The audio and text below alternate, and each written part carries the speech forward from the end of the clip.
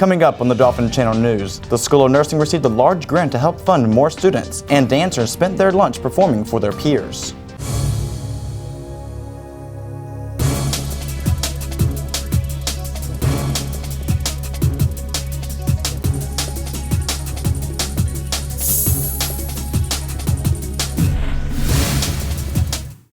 Welcome back to this edition of Jacksonville University's The Dolphin Channel News. I'm Ethan Wellhausen, bringing you news from your school and your community.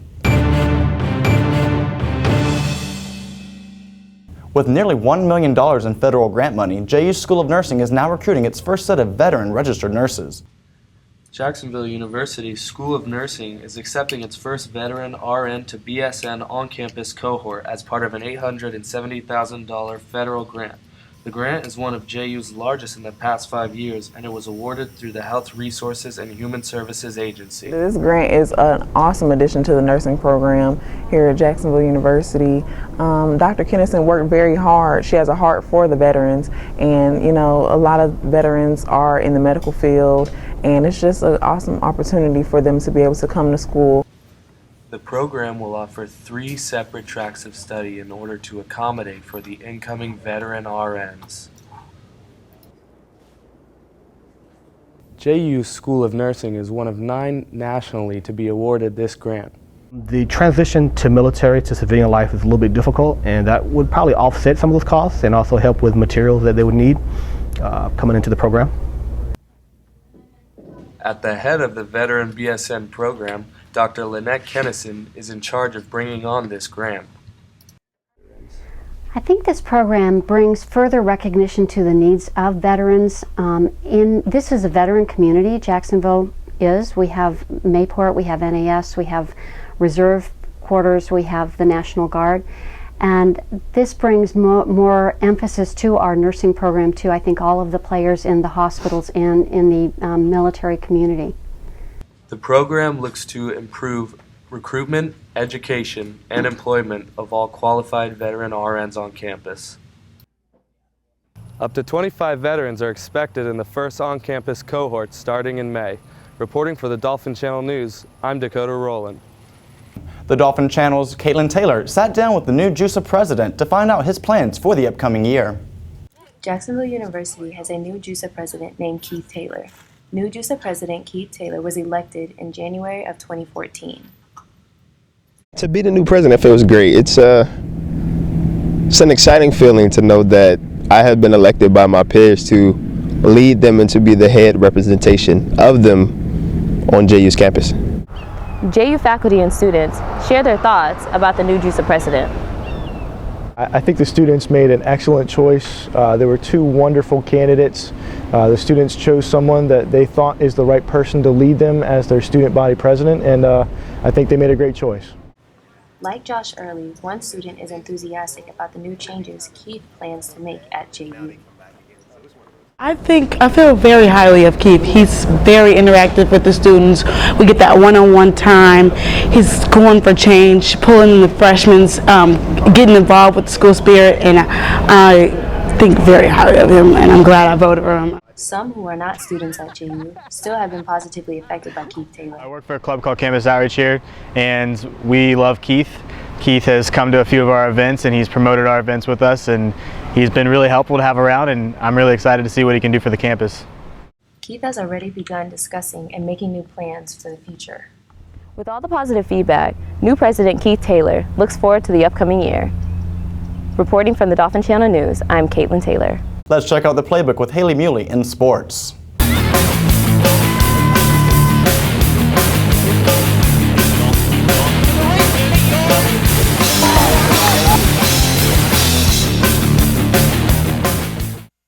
Thousands of people came from around the country to Jacksonville to run and raise awareness for breast cancer. Our own Veronica Sessions sat down with the founder, Donna Deegan.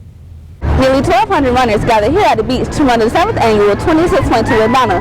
Some coming from all over the United States and over 20 different countries. Donna engaged in all of this weekend's activities and even spoke about her fight with breast cancer that led her to creating the marathon. I'm a 3-time breast cancer survivor who loves to run, and I used to be a news anchor, and so I decided to use that platform to create a foundation to help women with breast cancer. Runners of all ages pounded the pavement for different reasons, some coming just to celebrate the gift of life. I'm a breast cancer survivor, going on 3 years, and my family is here in Jacksonville, and they've always talked about the marathon and the half marathon. So the first year when I was going through treatment, we all decided then that we were going to run it. So that was, motivation for me to get back in shape and get through treatment. While others cheered for support. I'm here in Jacksonville, Florida to support my daughter. Local band Jacked Up wore pink tutus as they performed to encourage runners. We do this every year because all of us in some way have been affected by breast cancer, and we fully believe in the cause of researching the cure. Just as runners finish this marathon, the Mayo Clinic has high hopes of putting a finish to breast cancer within the next 20 years. Reporting from Jacksonville Beach, for Dolphin Channel News, I'm Veronica Sessions. Let's get you caught up with what's happening on the baseball field. The men hit the ground running at their home opener against FSU, but were unable to maintain their victory in the game. Similar upsets occurred on the diamond as the men consecutively lost to Rutgers. The team was able to come back with a 2-game victory against Winthrop, shutting the team out 8-0 in the final game. The men's record is now 3-7. On the courts, the women's basketball team falls short as their season winds to a close. The women came out aiming for a win. The efforts were there, but ultimately they fell short. Freshman guard Sharonda Reddick helped the team gain their first lead against USC upstate. The women's record is now 11-16. Heading across the courts, the men's basketball season has officially come to a close. The men trailed behind Mercer by 18 points but came back to close 53-51. With a final score of 69-55, turnovers proved the challenge for the Dolphins. Now with a final record of 12-17, the men have a Sun tournament to compete in. With your sports updates, I'm Hayley Muley. Students in the MFA in the Works program put together a short dance concert during the lunch hour in their studio to show off just what they've learned so far in their careers. JU's Fine Arts Division had its annual MFA in the Works concert to showcase their students. While observing the rehearsals for the concert, dancers worked hard in preparation. Director of the graduate program, Carrie Cobble, dissects exactly what the MFA is. The MFA in the Works concert is an informal event that happens in the dance studio, and it showcases dancing by the undergraduate students, and the choreography is done by the graduate students that are in the MFA choreography program. The graduate students have blended contemporary dance with their own flavor. They are working on expressing themselves with new movement. This year, there were 5 different pieces, all constructed by a different choreographer. The first piece was called Threshold, and the dancers focused on movement and constant flow of energy. The second piece was called Be Vulnerable, and was about coming out of the shadows and being present. The third piece was called Arrive, Go. It was inspired by the ocean, how when waves come to the shore, it also leaves at the same time, resembling the circle of life. The fourth piece was called As I Wait. The dancers had an open discussion about their movements and decided improvisation, phrase work, and movement should be the focus of this piece. The final piece was called Rites of Passage. Choreographer Michael Lemecca wanted to investigate his own voice as far as production, using his influence from his extensive career in the commercial dance world, working on Broadway, Las Vegas, and the Celine Dion show, and Cirque du Soleil. I thought the dance show was great. It was great to see students who are in the MFA program get to showcase their work. I thought that the MFA was really full of energy. It was a lot of fun. It was something that was definitely not the usual. So just in case you want to make the next MFA event, the next concert is going to be in April. Mark your calendars for it. Reporting for Dolphin Channel News, I am Blythe Weaver. Dolphin Productions held its first casino night at the end of February. Based on student desire, Dolphin Productions put together the first casino night in the Kinney Center. The event was free to JU students and allowed them to gamble with fake money. The event was put together by Madeline Schaefer, Dolphin Productions Campus Post Coordinator. So this is casino night, and we have all kinds of poker tables. We have Texas Hold'em, blackjack, craps and roulette. We have slot machines. We've got food and drink, and we've got a live jazz band. That's actually JU's Jazz Combo 1, so that's really exciting. Some JU students even volunteered their time to work the tables. One took charge of the event and taught students all they needed to know about gambling. have a long history in Vegas games and casino. My dad was a high roller in casino, and he worked in the Golden Nugget. And I met Madeline when I came to college.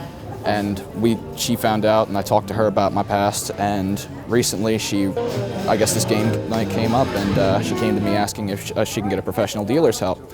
So, I mean, I might as well have done something I'm good at. At the end of the night, students could cash in their coins and win prizes donated by the JU Bookstore. Our Who's Who Professor of the Week continues to make a difference in his students' lives. Having been teaching here at Jacksonville University for 15 years, Professor Rousseau is known across campus for his different teaching styles in the sociology department.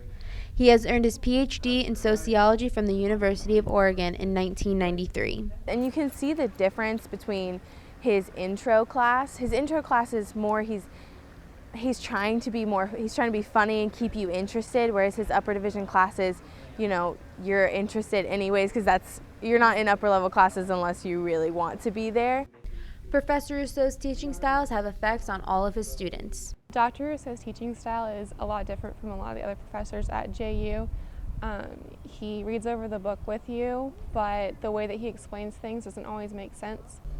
Not only does Professor Rousseau teach 4 classes a semester regarding sociology, he has also found the time to write 11 publications about the different topics regarding sociology.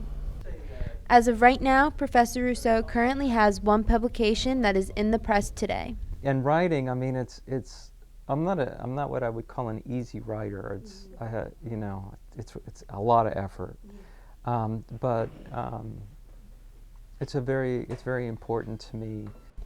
Dr. Rousseau's background started in psychology, but soon changed as he lost interest in the subject.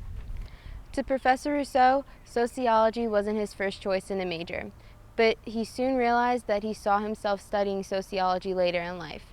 Reporting for the Dolphin Channel News, I'm Patricia Havrish. Well, that's going to do it for us here at the Dolphin Channel News. I'm Ethan Wellhausen. From all of us here, thanks for watching. We'll see you next time. You can find more of our award-winning work on our YouTube page at youtube.com/The Dolphin Channel by friending us on Facebook or following us on Twitter.